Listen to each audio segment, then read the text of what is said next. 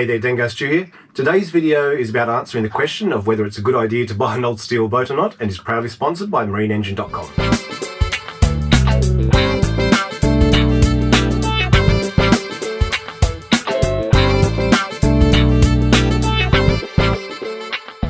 The first video in this series was essentially me asking that question, and this video is about some attempt to answer it. Obviously, there's no definitive answer to that question, but what I'm going to do in this video is do a little bit of a retrospective on my experiences doing this restoration and structure it as my top 10 tips if you're planning to do something similar. When I bought this boat, I really wasn't looking for a boat. I just saw it and kind of liked it. Actually, my wife that saw it first, she really liked it, so that's always a bonus.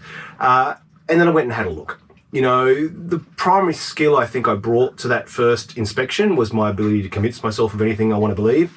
And to that end, I'm kind of glad I brought Dave, a mate of mine, along to help with the haggling predominantly. I'm a terrible haggler. I just feel guilty about it. But the reality is, as unfortunate as it is, most boats you look to buy don't have anywhere near the value the owner believes they have. All you can do is make that person an offer of what it's worth to you in your eyes. They can accept it or not. You know, I'm not a natural haggler, Dave is, so I'm really glad I brought him along.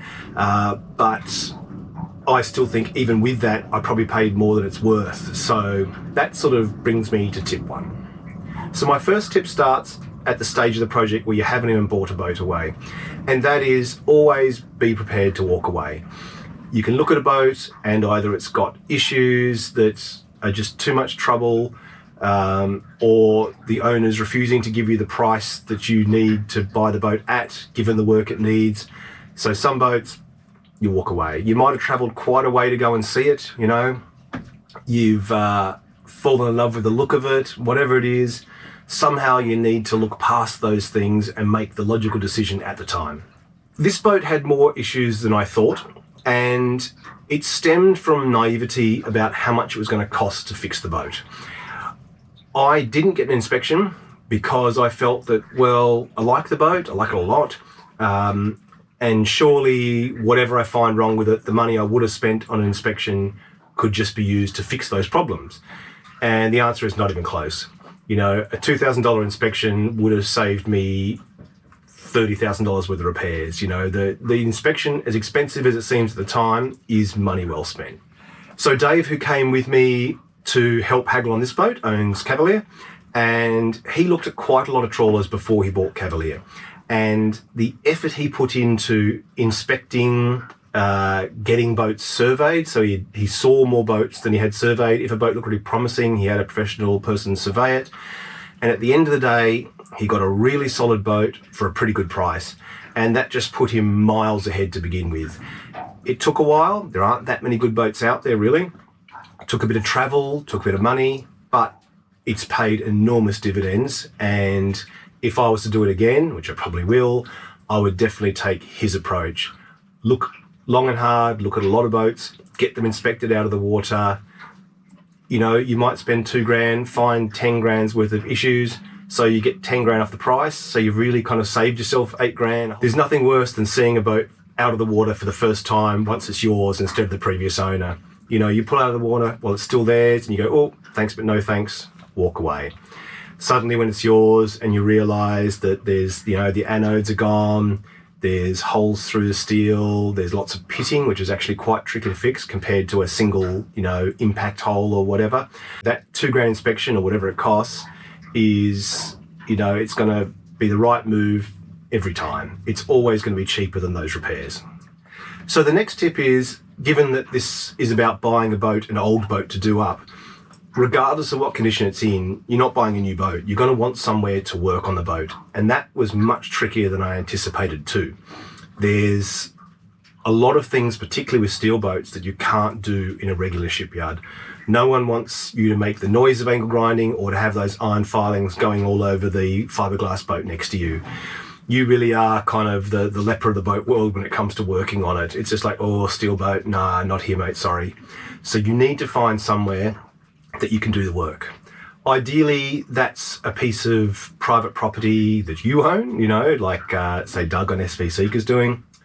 Another great option might be a piece of private property that belongs to a friend, something that's like 100 acres, plenty of room, mains power, no neighbours on top of you, nowhere for the iron filings to go. Happy days. Then you can actually kind of get into it. Ideally somewhere where you can even get out with a needle gun for 8 hours a day and no one's going to complain. That's kind of the holy grail, I think, of somewhere to work on a steel boat. Cost is another big issue.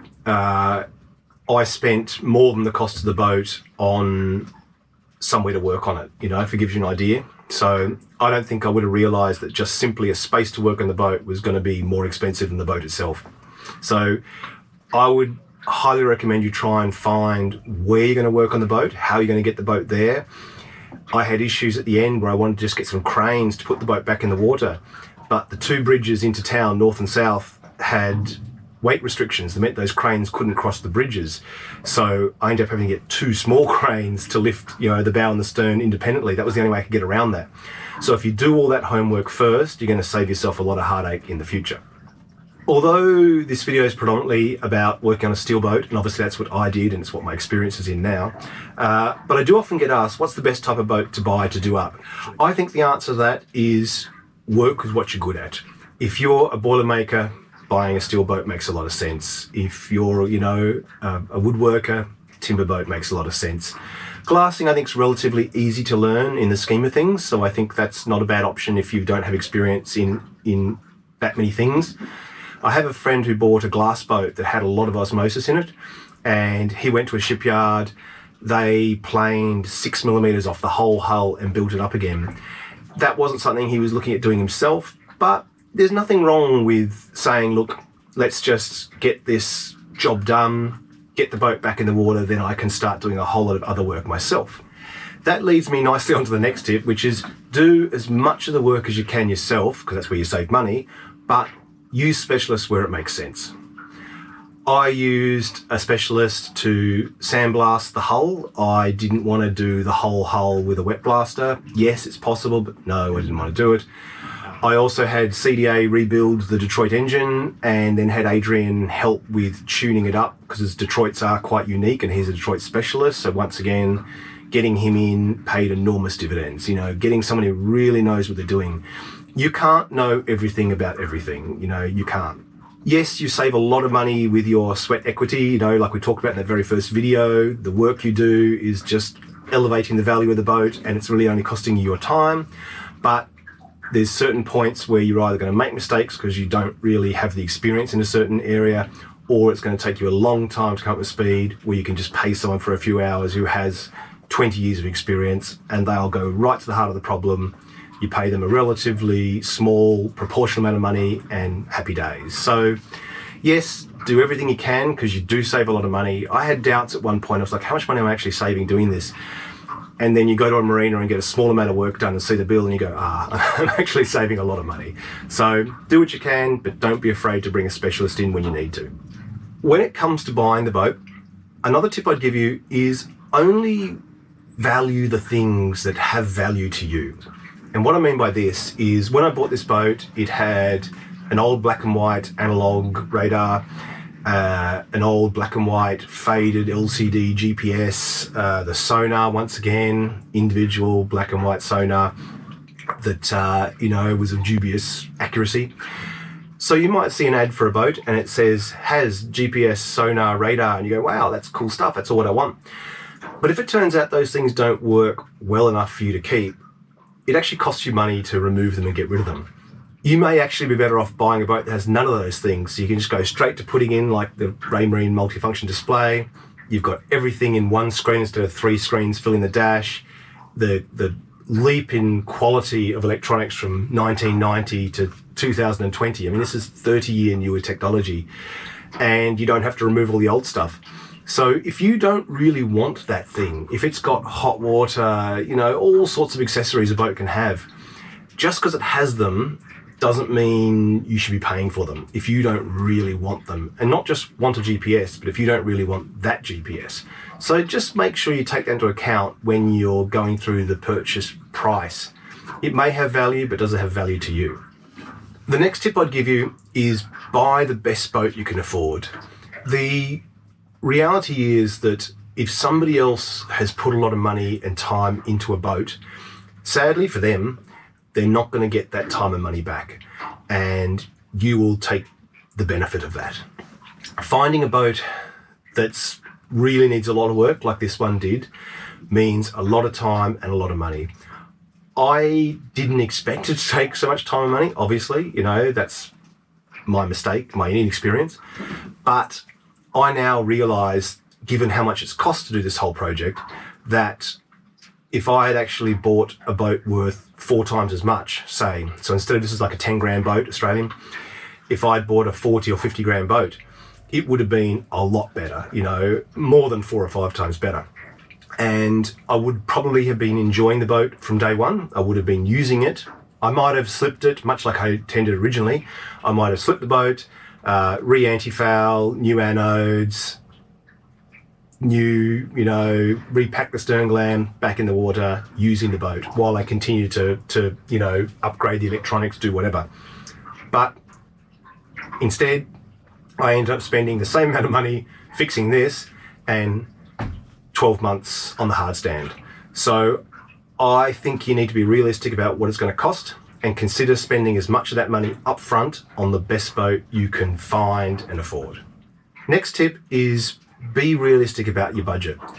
I've just been talking about, buying the best boat you can afford. So really what I'm saying is take all the money you have and buy a good boat. If you had 40 grand, I wouldn't recommend buying a 10 grand boat and putting 30 grand into it. I'm actually recommending you buy a 40 grand boat because, you'll continue to save money. And if you're doing the work yourself, there'll be periods where you've got weeks and weeks and weeks of sanding or whatever to do, grinding to do. So that gives you a chance to save some money while you're doing that. But be realistic in that it's going to cost a lot of money. It really does, much more than I thought. Be realistic about it. You don't want to buy a boat and then realise that you've bought this cheap boat and there's nothing more expensive than a cheap boat. When I say there's nothing more expensive than a free boat, and that's, the extreme case. But it's sad to see when people get a boat, they want to do it up, they realise then they actually can't afford to run it, let alone restore it, because running it when it's in great condition is still expensive. So you've got to run it when it's in great condition, and then you've got to get it to great condition. Don't underestimate how much that is actually going to cost, because it's sad to see people with a dream, they buy the boat, they spend a lot of money buying it, maybe a bit of money putting it into it, then they realise that budget's exhausted, then they realise they can't finish, so they're trying to sell the boat, then they're finding a whole lot of more wily purchasers coming in going, it's not worth anywhere near that, sorry. And the reality is it's not. And that's a very sad situation. Don't buy a boat that you get a quarter of the way through restoring and then you're left realising you can't finish it and you can't sell it. It's a sad situation to be in, and with a little bit of really realistic planning, you can avoid that situation and buy a boat that you can afford. The next tip I'd give is keep the boat usable as much as you can. I've always been a big fan when it comes to cars in the past of having a rolling project. Instead of having the boat stripped to pieces and unusable for 12 months, have the car drivable and go, you know what? This weekend I'm going to pull it in, put it on the hoist, rip the wheels off, upgrade all the brakes, put it back together and have it drivable again by the end of the weekend, And I think that's a really good way to enjoy your project. The more enjoyment you get out of it, the more motivated you'll stay. So I think by buying a boat that's in working condition, it's not necessarily more expensive. You may even end up finding it's cheaper, and you get to enjoy the boat along the way. So try to disable the boat as little as you can. You might go, right, okay, the engine's got to come out, I'm going to get it rebuilt. That's fine. It might be out of the boat for 2-3 weeks while it gets rebuilt. You put it back in. But I would advise doing that instead of going, and then by the way, while I was there, I pulled this apart, and next thing it was just a floating hole in the water for 6 months. Obviously, some jobs are easier to do that way. Just look, let's attack it, let's gut it, let's, get right to the bones of it, clean up and paint the bilge, what's apart. Yeah, it makes sense in some time. But if you're given the choice, I'd try and keep the boat operational as much as you can. So you have bought the boat and you're getting into restoring it and your budget's holding up, it's all going to plan. I guess the other bit of advice I would give is know when to stop. There's a bit of a asymptote when you're working with boats. You can make something 80% good for $5,000, 90% good for $10,000, 95% good for $20,000. You know, it goes through the roof. And in the same way that a sharp knife blunts the fastest, you know, the shinier you make it, the more every little scratch will show up or whatever. Find a point where you're comfortable to pull the pin and say, look, that is good enough. It's good enough for me. It's my boat and it's good enough for me. It's safe, it's reliable, it's got enough paint on it that it's not going to rust away. Those decks aren't slippery, you know, like you've got to make it a safe boat and a reliable boat if you're going to enjoy it. But I would just have a look. Do you really need brand new wiring? You know, you can get to the point where every component you look at is 10, 20, 30 years old in this case. And yeah, it's tempting to upgrade it. You know, the throttle's on this. I put the new little gear knob on because, you know, that's me, gear knob. And, yeah, I don't need a new throttle control. The old wheel's kind of cool. Some things, you know, ultimately, once they age a bit, they actually have more character. So don't go too far. If you want that sort of perfection, you're actually better off buying a brand new boat if that's what you're after. Another thing I would say, I don't really touch on this as a main point because this is about restoring an old boat, but if you're after that level of newness, consider building a boat. You know, it's interesting to see the effort and the time frame. Once again, you look at SV Seeker, building a boat, Project Brewpeg, fixing an old boat. Both been going 5-7 years. You know, Doug has the winters off a little bit because of the snow and everything, whereas Brewpeg, they can work through winter, being in Australia. And yeah, they both spent many, many years working on these boats. Because of that, I don't think there's a simple and obvious answer about should I restore an old boat or should I build a boat from scratch. But if you are going to agonise about every little deficit, maybe that means your personality pushes you towards building a boat from scratch. But bear in mind, you then start needing gantry cranes and all this kind of stuff, whereas when you're restoring a boat, you tend to just need more hand tools and maybe a little crane or even the loan of a forklift from time to time. So you need to look at what you've got in the way of the space and equipment. But if you are restoring a boat, just be really mindful about where you say good enough is good enough. Okay, so the last tip I've got is consider a partner or partners in the project. I've had 2 financial partners in this boat. People often ask what it's cost, and all up, I think it's actually cost close to $100,000. I could no way have afforded to pay the whole amount, just out of the question, you know? So I needed to bring on partners to finish the project. Otherwise, I would have been that guy getting a third of the way through, having spent the initial price, and I don't know, say I got to 20 grand when I decided it was nowhere near finished and I'd run out of money. And then I probably would have sold it to someone for 10 grand. You know what I mean? That's the way it probably would have gone. I would probably go a step further and look at situations like, say, Acorn to Arabella, where Steve and Alex are working on that together as partners. When I originally mentioned the partnership in a video a while ago, people were like, nah, you know, I've done things in partnership with people and it's gone terribly. And I go, look, that can happen. Obviously, pick a good partner, someone you trust, someone you've known for decades, you know.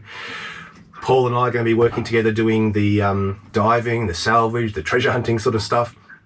And Paul and I have known each other since our early 20s, you know, and we're now, well, I'm 48 now, you know, so we've known each other a long time. And having a partner you can really trust implicitly is great. There's sharing the financial burden, sharing the emotional burden, sharing the burden of the labour. And that can make the difference between getting across the line and not. So I would seriously consider that if I was to do another boat. I probably wouldn't start and then look for partners. I would look for someone who say, look, come on, let's do a boat. Let's do it up together. Let's be on the tools together. We'll split the costs together. The reality is most boats are underutilised. Another Paul, different Paul, who owns a third of this boat, used to own a fifth of another boat. And he said that boat still didn't get used every weekend, even close. And that's the reality. Boats sit on moorings mostly. So you don't really lose a lot by having a partner in a boat. You just schedule when you get access to it. You make sure that everyone has the skills to use it well, leaves it in the same state, you know, have a good user manual for the boat. It can work. It can be a really good way to get access to a boat for a half, a third, a quarter of the cost it would have cost you otherwise. Okay, so not an exhaustive list, but hopefully just some of the main things I've learnt along the way. This is the only boat I've done up. I'm not a shipwright who can tell you the experience of having done 50 boats or seen 50 people trying to do boats, but these, however, are the main things that struck me along the journey. I'm really lucky that I got here in the end, and I've got to say a lot of it has to do with doing it as a YouTube channel. It cost me, you know, 30 grand to do the boat up, but it was also my job for the year. And that obviously changes massively if you're going to a day job and doing a boat up. I'm not denying that I'm very lucky that the channel helped me get this project. The Patreons are there to support the project, and suddenly you can get that thing you need, and they're a godsend, you know, and I really do thank you guys, you know, from my heart. Like, it's been amazing having you guys in my corner during this project, as well as the tips from viewers, you know, things you go, oh, what a great idea, you know, I didn't think of that. So everything from people who just, everything from giving a piece of awesome advice through to buying a t-shirt, Patreon, PayPal, whatever, it's really made this project possible. It would have failed without it, you know. Well, thanks for watching. I hope this video helps, you know, sort of share some of the experience, some of the gotchas. I spliced a little bit of footage from doing this project where relevant into this video, but I thought I'd wrap up with just a little bit of retrospective, a few more snapshots from some of the, you know, unique moments along the way. So enjoy that, and I'll catch you next video. See ya. What worries me a lot more is how much water's in the engine room all the time. I think the stern gland here is leaking, so it probably won't be a hard fix, but the bilge pump and the float switch have both died. So in order to allow myself to sleep well tonight, I am going to rush up to the workshop, grab a new float switch, grab a new bilge pump, and install that now. So you can see the flange for this rudder post and the shaft here is really eaten away. The metal of the hull around it doesn't look too bad, which is good.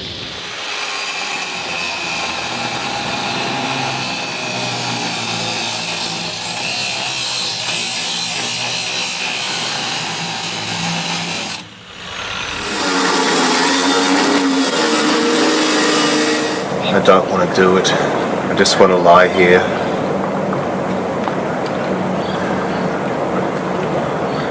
Still, on the bright side, it's not a bad day for the middle of winter.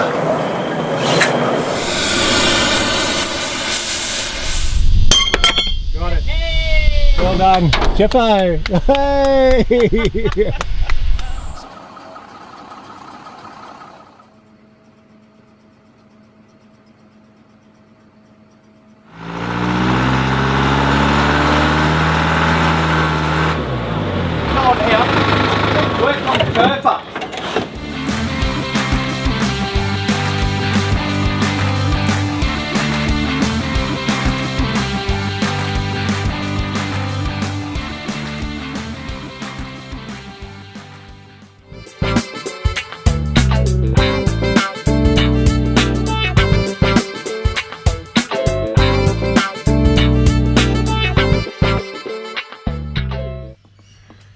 Vicky bought this packet of sort of pellets, which D-Squad doesn't like. You're very displeased with this turn of events, aren't you? But there's good news. I pulled out my Asian cookbook and I've made you a special breakfast. I think you'll like it. It's called rice. Come around here though. Come on.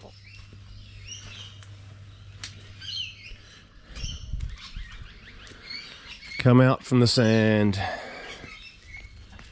Come on. Yes. You're the one with the bad leg and you're the one here first. There you go. Look at that. Not a bad cook, am I? Come on, Daisy. Don't just hover at the back. There you go. Oh, God, you're daft. You even got your own. Look, there.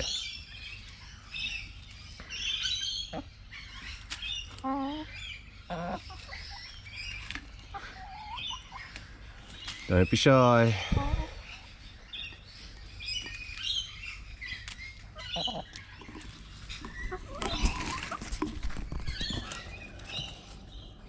Easy, here you go. Have your own. What do you reckon? Pretty good? Dottie's decided that Daisy's eating something that's probably better than what she's eating. No need for that. There you go. May as well have the rest. It's pretty good, eh? Oh, could you fit more in at once?